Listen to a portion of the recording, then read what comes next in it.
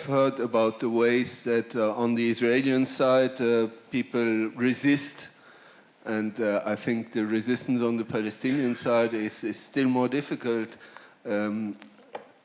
Mera Ghoul is from East Jerusalem. She's a law student. You're a lawyer by now? No, I'm not yet. Okay, but it might be very important because the part of East Jerusalem where you live is the part where the Israeli settlements are expanding, and so maybe there's a legal opposition that you can have besides the other ways of fighting. So maybe you explain the situation in East Jerusalem. Okay. Again, I want to thank you all for having us. So my name is Mera. I'm 23 years old, and I studied law, and I live in East Jerusalem. As you may know, that after the war, 1948, Jerusalem was divided to two sections: East Jerusalem and West Jerusalem. West Jerusalem is under Israeli government, and East Jerusalem was under Jordanian rule. Living in Jerusalem was kind of tricky and hard. So at a young age, I was like 5 years old. In 2000, the Intifada was starting. So my parents felt that it's not really safe for their children to live in Jerusalem. So we had to leave the country and move out to the United States. And also there in the United States, we did not have the big love and the big hug because 9/11 happened. So again, terror and racism happened. So again, my family did not feel safe for me to be in that situation. So we came back to Israel and back to Jerusalem. So me as a Palestinian who lives in East Jerusalem, I have a residency. I have a blue card, a blue ID. That means I do have a residency, but it's a temporary residency. So Israel can take my ID whenever they feel that I'm a bad citizen. I threat them. I'm not obeying their laws. So being also, again, living in Jerusalem, it's constant fear that, okay, what's going to happen to me now? Am I going to stay here? Are they going to take my ID? So I'm going to be stateless. Oh, wait, I'm already stateless. So what's going to happen?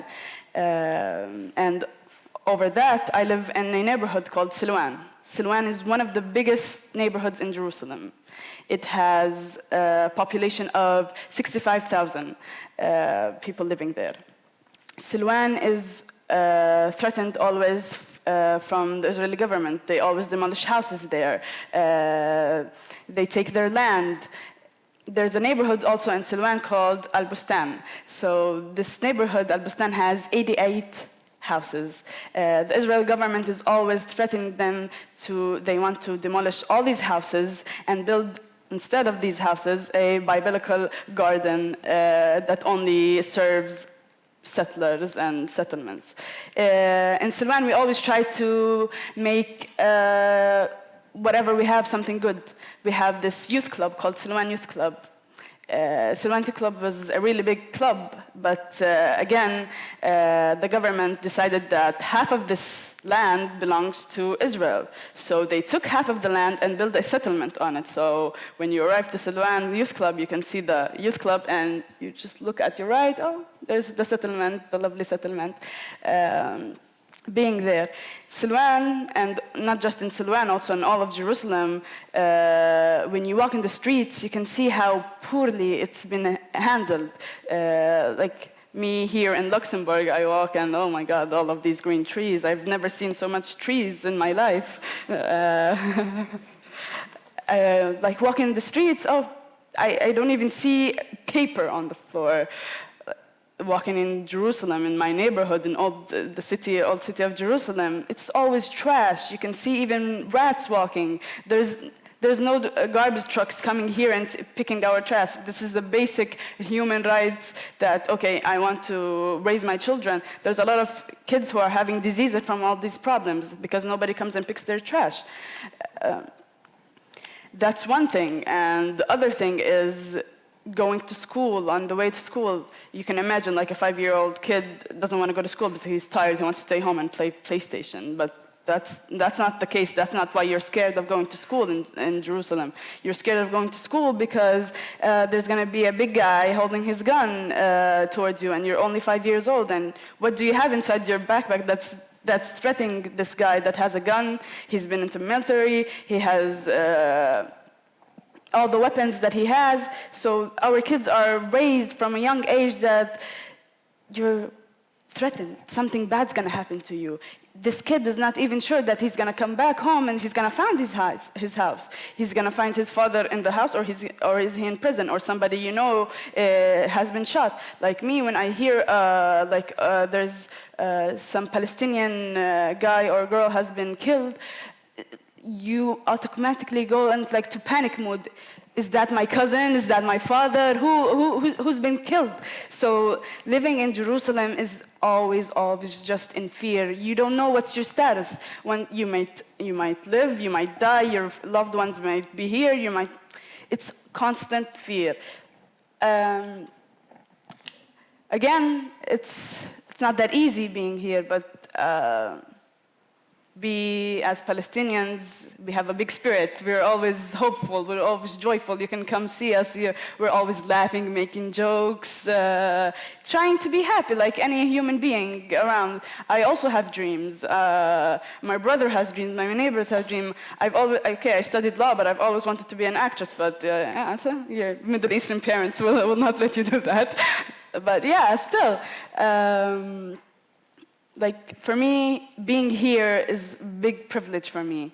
I have a voice that I can show you. I can show you what's happening. You can hear what I'm saying. You can see how I'm just over-emotioned by me being here. Everything is easy said. But you coming to Palestine and actually witnessing what's really happening, that's going to be something that will change you for life. As I know, I say living in Jerusalem is so hard, but the moment I leave Jerusalem and go to any other country, I'm just like, please, I want to go back. I miss the occupation. I don't know. This is how used to. And coming here also was kind of difficult because I said that I have a blue ID. That means I'm not an Israeli citizen. I don't have a passport like you guys have. I have something called a travel document. So my travel document is less than a passport. It's just like a pass. It's a French term called laissez-passer. It means let him pass. Yeah.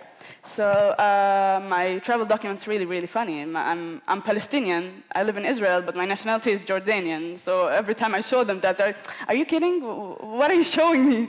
And I have to explain the situation and be delayed and all of that. Well, that's in general what's really happening in the people who live in Jerusalem. Again, I'm here and I just want to show you guys the suffer that's happening to our children. I'm scared one day I will get married and I don't want to have children because it's why bring children to a place that's always violence, no human rights, houses are being demolished. It's not safe. It's not safe for me. Why would I bring children to live in this unsafe place? So I'm here just to tell you guys, our lovely neighbors, the Europeans, that I think it's time that we all stand up, and it's time to end the last occupation in the world and the longest occupation in the world. I showed you and I told you what we have, and I think it's your time to stand up and help us Palestinians. Thank you so much for having us.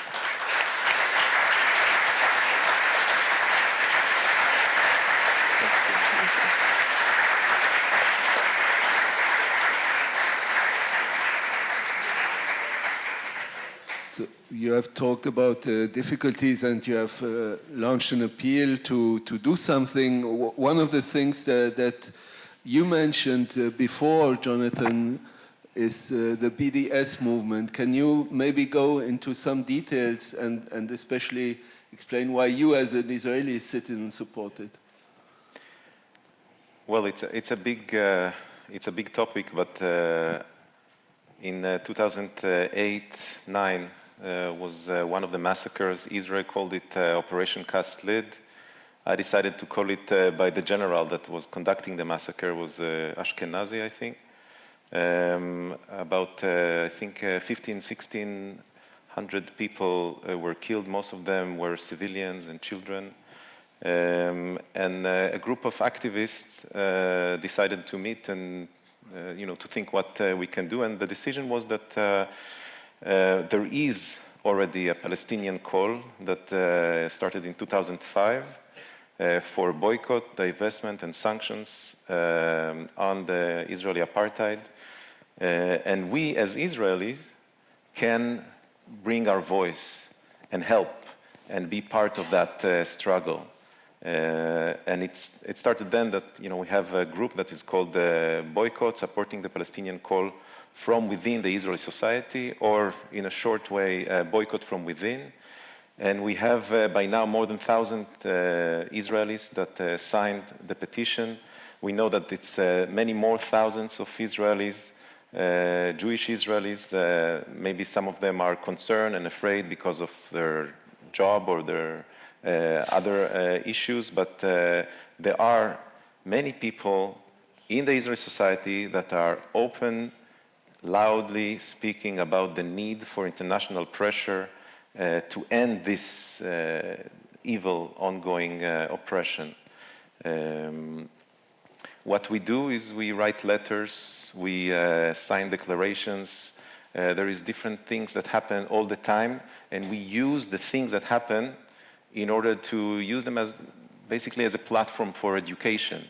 So, for example, if a big company operates in Israel or the West Bank and Israel, it's all mixed. You can't really differentiate. All the systems are quite weaved into each other. We joined these petitions from people around the world that put pressure on these specific companies. You have the academic and cultural boycott that is really based on the model of the apartheid South Africa, when people were asked not to come and show by that solidarity with the black people struggling for liberation. And there is the sanctions part of it, which basically mean that when, for example, a general like Benny Gantz, that was the director of the massacre in 2014, Israel called it defensive edge, I think, Tzuk Eitan. About 2,200, I think, died in 50 days. About 500 children, more than 500 Palestinian children were killed in about 50 days in Gaza. That is bombarded from all directions, from the sea, from the air, and from the ground.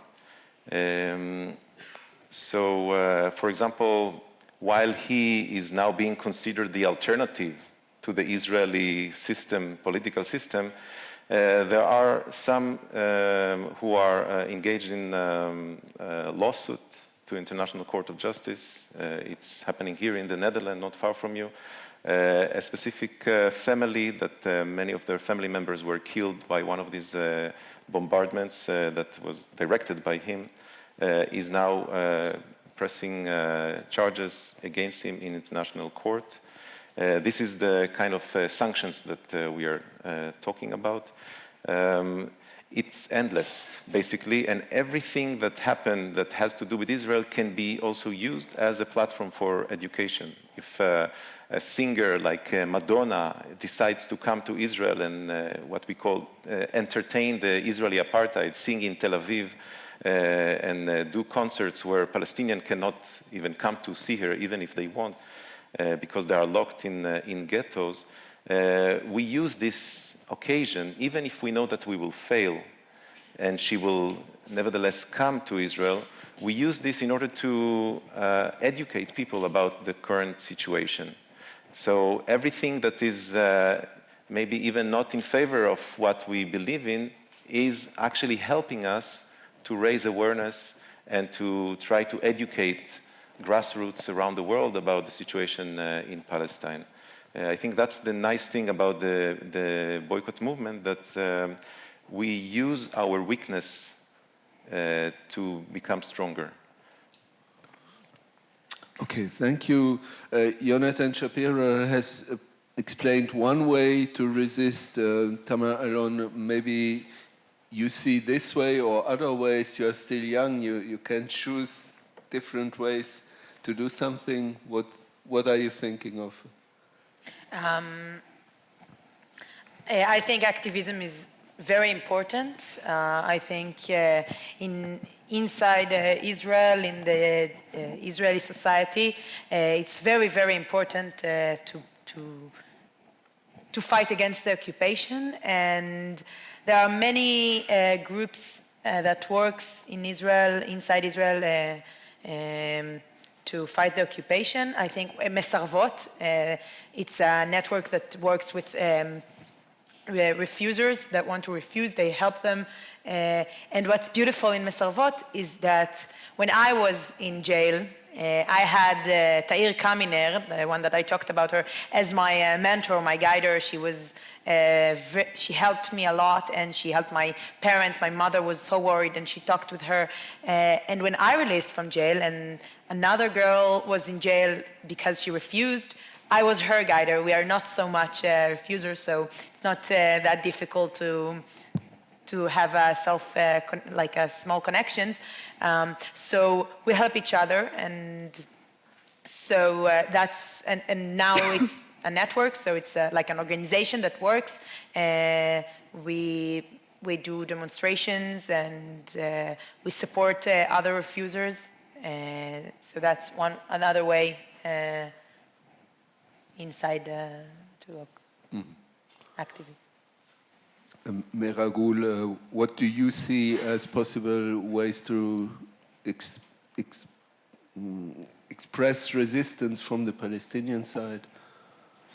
I believe now we don't have any choice than non-violence resistance.